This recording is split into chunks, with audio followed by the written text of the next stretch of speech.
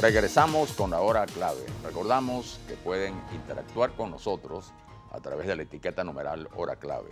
Y le damos la bienvenida a nuestra invitada, Elena Carpio. Elena es escritora, periodista y además dirige la sección de innovación de la revista digital Pro Da Vinci. Bienvenida. Gracias. Mira, Elena, este tema es muy interesante y sé que te has puesto a escudriñar sobre los glaciares en nuestro país y lo que está pasando con el último que queda. Pero ¿por qué no comenzamos con que nos cuentes desde cuándo hay glaciares en Venezuela y desde cuándo se tiene noticia de que están en problemas, por decirlo de alguna manera? Sí, bueno, la Tierra es bastante antigua y han habido 4 grandes eras de hielo, que significa que la Tierra se ha congelado y se ha vuelto otra vez a descongelar. En esta última era de glaciación en la que existimos los humanos, los glaciares estuvieron todos en la Sierra Nevada de Mérida, que es una vertiente de la cordillera de los Andes. La cordillera de los Andes es la cordillera más larga en extensión del mundo y corre Sudamérica de norte a sur. Entonces, en Venezuela tenemos dos vertientes de los Andes, la Sierra Nevada y la Culata. Todos han estado en la Sierra de Nevada y eran 4, que son las llamadas las águilas blancas, las 5 águilas blancas. Pues. Sí, exacto. Bueno, eran, el toro era uno, el león era otro, el Humboldt y el Bonpland se consideraba uno, que era el llamado glaciar de la Corona justamente porque estaba entre esos 2 picos, y después estaba el glaciar de Pico Espejo y del Pico Bolívar, que es el más alto de Venezuela. O sea, eran 5 en realidad, no eran 4. Pero bueno, ahorita con lo que vamos a conversar hoy, queda claro que solamente hay uno, un sobreviviente, que es el del Humboldt. ¿Y cómo está ese enfermo? Bueno, terminal. Sí. Sí, El Humboldt en la Corona, ¿no? Ya ni siquiera se le llama la Corona, porque ya no llega a tocar el Bonpland, simplemente está justo abajito de la cumbre del Pico Humboldt. Entonces, eran 5 glaciares y en 1910, de los datos que levantó Alfredo Young, que era un geógrafo que recorrió este país, y fue uno de los primeros incluso, fue el primero que subió el Pico Humboldt y le dio su nombre. Hizo cumbre en 1911. Él estimaba que en 1910 habían 10 kilómetros cuadrados de nieve en la Sierra Nevada. Hoy queda menos de 1, es decir, 0,1 kilómetro cuadrado de nieve. Y ese todo está concentrado en el glaciar del Pico Humboldt. Entonces, bueno, hay unas historias muy bonitas asociadas. Por ejemplo, muy poca gente sabe que hubo campeonatos de esquí aquí en Venezuela. Esa era la cantidad de hielo que había. En 1956 fue el primero, pero el clima y la nevada fue tan fuerte que no se pudo llevar a cabo. Y después se reanudó en 1961 con la construcción del teleférico más alto del mundo, porque el teleférico de Mérida en su época y todavía hoy en día es el teleférico más alto del mundo que llega a Pico Espejo. Entonces, bueno, aquí vino gente de Noruega, Alemania, Estonia, ¿Eso más o menos en qué época? Chile. Esto fue en el 56 y en el 61. Vinieron a esquiar acá, porque la pista sobre el Pico Espejo de esquí estaba entre las 5 primeras más altas del mundo. Entonces, aquí la primera vez que la gente vino tuvo que subir en mula, más de 3.000 metros desde la ciudad de Mérida para llegar a la pista. Sí, no en los carritos esos, no, porque en los no había funiculares. Exacto. Después abren el teleférico y empiezan a ver temporadas de esquí en el Pico Espejo. Lamentablemente, eso es en los 60, había suficiente nieve para escalar, era una pista pequeña, pero ya 10 años después, ya el cambio climático... O sea, fue, que ya no quedaba lo que suficiente. sorprende lo que estás contando es la velocidad con que... Es la velocidad y se acelera. O sea, por ejemplo, hay datos de que Pierre Bourgoin, que fue un botánico muy famoso, profesor de la ULA, incluso fue la primera persona con un microscopio en la ciudad de Mérida. Él era montañista, subió a la cumbre del Pico Toro y él vio grietas de más de 16 metros de profundidad. O sea, línea recta, 16 metros. 50 años después, ya no quedaba glaciar en el Pico Toro. 50 años después. O sea, estamos hablando de que hay un estudio muy respetado que salió creo que el año pasado que dice que en los últimos 30 años la cordillera de los Andes ha perdido del 30 al 50% de su área glaciar. O sea, se está acelerando muchísimo el derretimiento. Ahora, ¿y el caso del pico cuánto estiman que puede durar? Bueno, es difícil dar estimaciones porque realmente inciden como muchos factores que pueden variar, pero concuerdan que por lo menos una década, o sea, pero en una década lo más probable es que ya no exista. Y eso es mañana. Eso es mañana. Y cuando desaparezca, Venezuela puede convertirse en el primer país del mundo que perdió todos sus glaciares. Ahora dime una cosa, interesa particularmente, porque mucha gente no comprenderá y dirá, bueno, esto está muy lejos, ¿qué importa que se derritan? Es decir, ¿Cuál es el verdadero drama que envuelve todo esto? Bueno, en primer lugar, los glaciares son centinelas. Ellas nos están permitiendo entender mejor el cambio climático. ¿Por qué?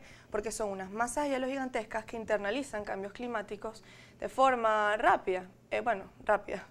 Rápida, lo que pasa es que nosotros somos una polvo, pero bueno. Claro, sí. una puntica. Sí, pero en grosor y en longitud, ellas nos dicen más o menos cómo está variando el clima. En segundo lugar, hay estudios que se hacen con lo que se llaman cilindros o cores en inglés, que es que los científicos perforan las masas de hielo en profundidad y extraen unos cilindros. Dentro de esos cilindros hay burbujas de oxígeno que quedaron capturadas hace más de 8.000 años, cuando cayó la nieve y se formó el glaciar. Entonces, dentro de esas burbujas que están dentro de los glaciares, podemos saber cuál es el nivel de dióxido de carbono de la atmósfera, cuánto metano había, cuánto llovió ese año, si hubo erupciones volcánicas, si hubo grandes cambios geográficos en la zona. Todo o sea, que eso una nos lo dice el información glaciar. privilegiada. Privilegiada. Y es una información necesaria para entender el planeta, su pasado, y para entender cómo funciona, cuáles son los mecanismos y para dónde vamos. Y además de eso, los glaciares son los que conservan el 70% del agua dulce del planeta. Entonces, muchos de los ríos, y esto lo ven muchos países latinoamericanos, Venezuela no es el caso, pero muchos países dependen de los ríos, de los glaciares, para sobrevivir millones de personas. Y no solamente las personas para agricultura, para cocinar, para tomar, dependen de esa agua, sino los ecosistemas. Porque estamos hablando de que es agua dulce con unos niveles de algas y de de microorganismos muy específicos. Entonces, Claro. si esa agua deja de fluir por ahí, entonces hay muchos animales endémicos que solo existen ahí que van a desaparecer. No, y además la misma posibilidad Oye, de pero estudiar es un eso. costo, es una amenaza verdaderamente Es gravísima. gravísimo. ¿no? Es gravísimo. Y en verdad, otra cosa es, digamos, disolverse esas especies de fundas, de cores, donde están sostenidos todos esos microorganismos.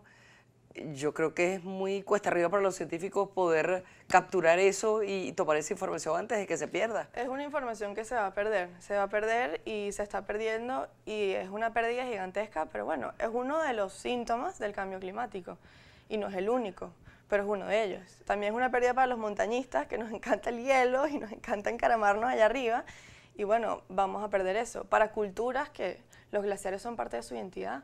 Claro, pero además la otra pregunta sería, ¿hay manera de evitar eso?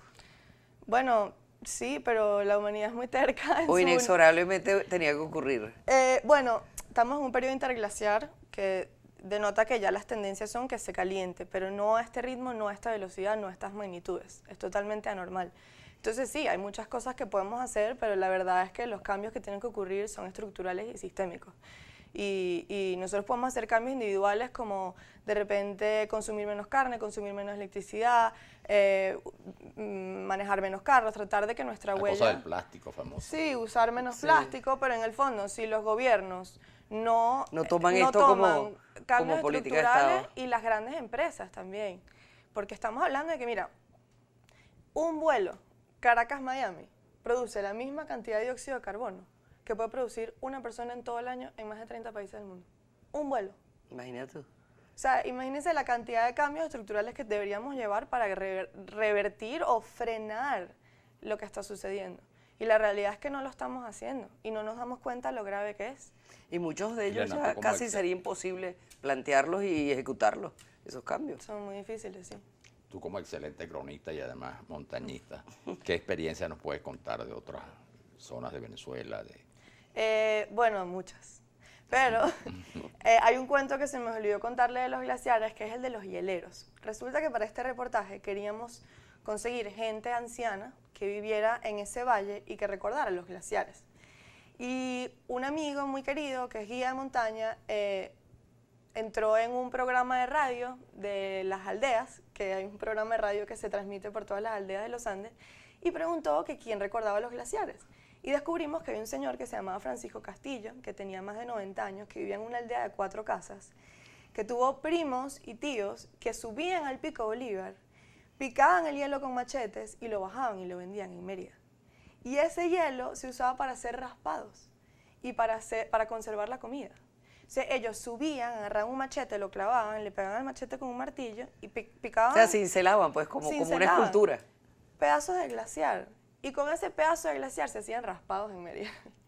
Y bueno, el gran Qué Tulio increíble, ¿no? increíble. Tulio Febres Cordero fue Tulio el Febres gran Cordero, cantor totalmente. a todos esos picos, ¿no? Yo soy fan de Tulio Febres Cordero. Yo necesito que esos señores vuelvan a existir, por favor, porque hacen mucha falta. Claro. Pero ese señor escribió, en 1890, ya él decía que los viejitos de la Sierra Nevada apuntaban el glaciar a los huequitos que estaba dejando el tiempo y recordaban que el glaciar había sido mucho mayor y bueno, se estaba derritiendo.